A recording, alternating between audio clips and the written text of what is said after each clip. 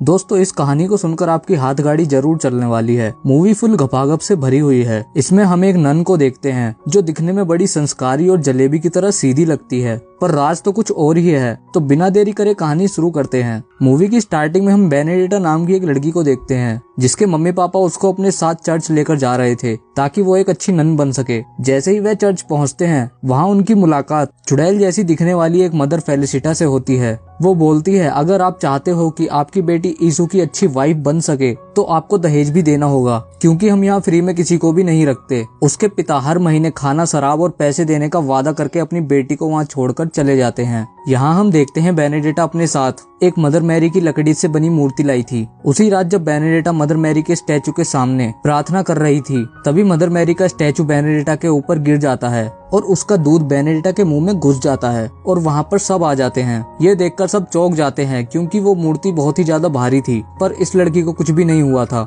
इसके बाद हमें 16 साल बाद का सीन दिखाया जाता है। हम यहाँ देखते हैं बेनेडिक्टा बड़ी हो चुकी है। वो मदर मैरी का रोल प्ले कर रही थी, लेकिन तभी उसे भगवान यीशु दिखाई देते हैं जो उसको अपने पास बुला रहे थे। अचानक से हम देखते हैं कि ये एक वहम था। वो बस एक सपना देख रही थी। उसके मम्मी पापा भी उससे मिलने उसके पास आए हुए थे। वो ये सब अपनी माँ को बताती है तो उसकी माँ उसे बोलती है कि तुम यीशु की वाइफ हो, इसलिए वह तुम्हारे सपने में आते हैं। फिर सब वहाँ पर खाना खाने लगते हैं। लेकिन कुछ ही देर बाद हम देखते हैं एक लड़की का बाप उसे बहुत बुरी तरीके से मार रहा था। उस लड़की का नाम बार्टोलोमियो था। वो बेनेडिक्टा से रिक्वेस्ट करती है कि मुझे भी नन बनना है, प्लीज मुझे यहाँ पर रख लो, मैं इसके साथ नहीं जाना चाहती, ये मेरा गलत फायदा उठाते हैं। लेकिन वहाँ मदर फेलिसिटा बोलती है कि तुम्हें यहाँ रहने के लिए दहेज देना होगा। तो बेनेडिक्टा के पिता बोलते हैं, मैं दूंगा इसका दहेज, कम से कम कोई इसका गलत फायदा तो नहीं उठाएगा। इसके बाद बेनेडिक्टा बार्टोलोमियो को नहाने के लिए ले जाती है और उसको नंगा देखकर उसके दिमाग की दही बन जाती है। उसे अजीब अजीब ख्याल आने लगते हैं क्योंकि इससे पहले उसने कभी किसी को नंगा नहीं देखा था अपने अलावा। अगले दिन जब सब प्रार्थना कर रहे होते हैं, तभी बेनेडिक्टा को यीशु दिखाई देते हैं और उसे जोरदार पुच्ची करते हुए बोलते हैं, लव यू मेरी जान, तुम सिर्फ मेरी हो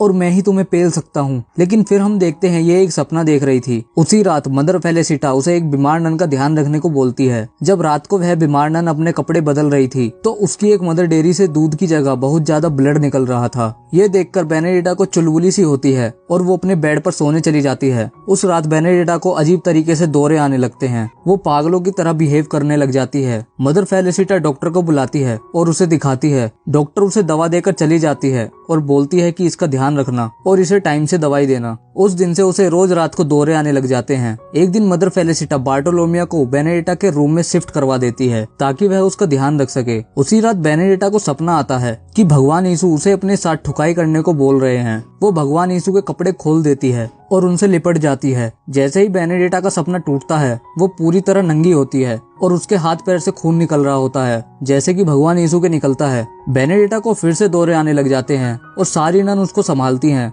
उसके अगले दिन हम देखते हैं कि बेनेडिक्टा बेहोश हो चुकी थी। फेलिसिटा डॉक्टर को बुलाती है, लेकिन वहाँ का पादरी बोलता है, बेनेडिक्टा को डॉक्टर की जरूरत नहीं है, मैं जानता हूँ उसके अंदर भगवान यीशु ने प्रवेश कर लिया है, इसके हाथ और पैर से खून निकल रहा है। तभी मदर फेलिसिटा बोलती है, अगर बेनेडिक्टा के अंदर भगवान ने प्रवेश किया है तो उसके सर से भी खून निकलना चाहिए था, क्योंकि भगवान यीशु के सर पर कांटों का ताज है। उसके अगले दिन हम देखते हैं बेनेडिक्टा मदर मैरी के सामने प्रार्थना करने जाती है, लेकिन जैसे ही वह प्रार्थना करने लगती है, कुछ देर बाद उसके सर से खून निकलने लगता है और वो बहुत तेज चिल्लाने लगती है। तभी वहाँ का पादरी सबको बुलाता है और बोलता है, हमारी बच्ची बेनेडिक्टा के अंदर भगवान यीशु ने प्रवेश कर लिया है और ये एक अद्भुत चमत्कार है। अब बेनेडिक्टा सिस्टर नहीं रही है, इस चर्च की देखभाल अब बेनेडिक्टा ही करेगी, क्योंकि उसको यीशु ने चुना है और वो एक भगवान है। तो सभी लोग उसकी पूजा करने लग जाते हैं। सब बेनेडिक्टा को भगवान समझ रहे थे, लेकिन हम देखते हैं कि मदर फेलिसिटा बिल्कुल भी खुश नहीं थी, क्योंकि उसे पता था कि ये एक नंबर की झूठिया है। पर कहीं न कहीं बेनेडिक्टा के अंदर भगवान आता था और उसको यीशु दिखाई देने लगा था। अब बेनेडिक्टा वहाँ की हेड बन चुकी थी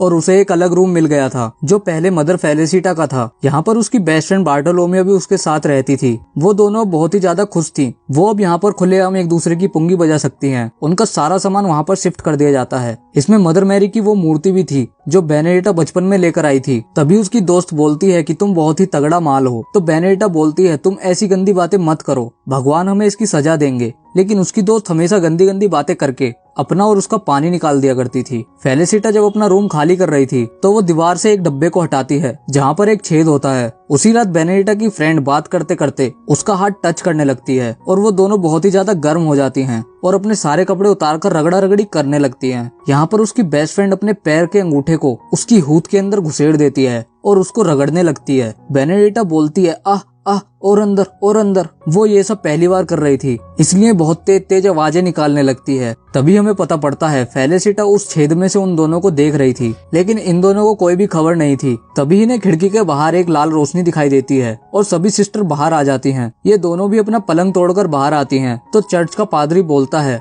कि कोई बहुत ही बड़ा संकट आने वाला है। यह हमारे लिए खतरे का संकेत है जो हमें यीशु ने भेजा है। हम सब यहाँ पर मरने वाले हैं। लेकिन बेनेडिक्टा बोलती है कि मुझे सपने में यीशु दिखाई दिए थे, उन्होंने बोला था कि वो हम सबको बचा लेंगे और सभी लोग उसके सामने प्रार्थना करने लगते हैं। सबको लगता था कि बेनेडिक्टा भगवान है और वो सबको बचा लेगी। अगले दिन जब बेनेडिक्टा अपने रूम में आती है तो उसकी दोस्त उस मूर्ति से घपाघप करने का जुगाड़ बना देती है। ये देखकर बेनेडिक्टा चौंक जाती है क्योंकि उसने सेम टू सेम पप्पू बना दिया था और अब वो दोनों उस लकड़ी के पप्पू पर थूक लगाकर आह आह आह करके अपनी पुंगी बजाती हैं। पर फेलिसिटा फिर से आकर उन दोनों को देख लेती है। वो उनके उस जुगाड़ को भी देख लेती है जो उन्होंने बनाया था। तभी उन दोनों को ऐसा लगता है कि कोई उन्हें देख रहा है और वो अपने कपड़े पहनकर पैक हो जाती हैं। दूसरी तरफ दुनिया में सभी लोग मर रहे थे। यहाँ पर एक महामारी फैल गई थी और हम देखते हैं कि फेलिसिटा बैठकर कहीं पर जा रही थी। वहाँ पर बेनेडिक्टा की दोस्त को पता लगता है कि वह चर्च से बाहर जा रही है जहाँ पर चर्च का हेड बैठता है जो कि सभी चर्च का डिसीजन लेता है। वो बहुत ज्यादा डर जाती है और बेनेडिक्टा के पास आती है और उसे सब बताती है। तभी वो बोलती है कि तुम डरो मत, हमें किसी ने नहीं देखा, हम एक दूसरे को बस प्यार करते हैं। लेकिन वो बोलती है कि मुझे लग रहा है कि हम लोग फंस जाएंगे,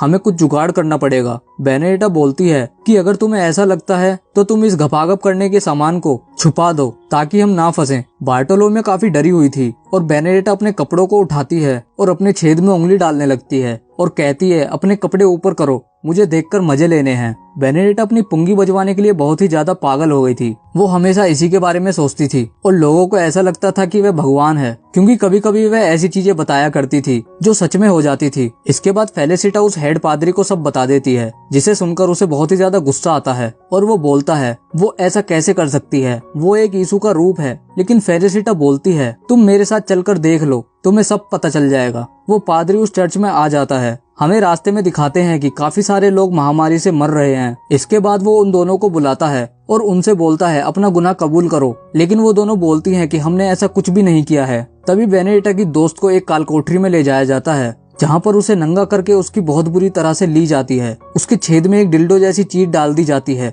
और उसको गोल गोल घुमाकर खोल दिया जाता है जो कि उसकी पूरी तरह फाड़ कर रख देता है। यहाँ चारों तरफ उसके चिल्लाने की आवाज आने लगती है। बेनेडिक्टा यहाँ रोने लगती है क्योंकि उसकी दोस्त बहुत ही ज्यादा दुख में थी और वो कुछ नहीं कर सकती थी। इसके बाद बार्टोलोम्यू कबूल कर लेती है और बोलती है हमसे गलतियां हुई हैं। वो उस पादरी को एक होली बुक के अंदर वो सामान दिखाती है जो उन्होंने बनाया था। उन्होंने बुक को काटकर उसके अंदर अपना हथियार छुपाया हुआ था ताकि वो किसी को ना मिले। यहाँ पर उस लड़की को वेश्या के रूप में बाहर निकाल दिया जाता है और बेनेडिक्टा को पादरी सजा सुनाता है कि इस लड़की को जिंदा जला दिया जाए। इसने यीशु के नाम पर यह सब कुछ किया है, इसने हमारे धर्म को खराब किया है। और उसे सभी लोगों के सामने ले जाया जाता है। उसे एक पोल से बांध देते हैं। तभी हम देखते हैं फेलिसिटा और उस पादरी को वही महामारी हो गई है जिसकी वजह से वो मरने वाले थे, लेकिन वो और लोगों को नहीं बताते। यहाँ पर बेनेडिक्टा को बहुत ज्यादा गुस्सा आता है और वो बोलती है कि तुम सब मरने वाले हो, तुम मेरे साथ गलत कर रहे हो। सब लोग यहाँ डर जाते हैं। बेनेडिक्टा के हाथ में से खून आने लगता है और चारों तरफ खड़े लोगों को लगता है कि बेनेडिक्टा सच्ची है। उसके अंदर यीशु आते हैं तो सभी लोग उन्हें मारने लगते हैं और बेनेडिक्टा को बचाने की कोशिश करते हैं। यहाँ पर सब बेकाबू हो जाते हैं और वो दोनों दोस्त वहाँ से भाग जाती हैं।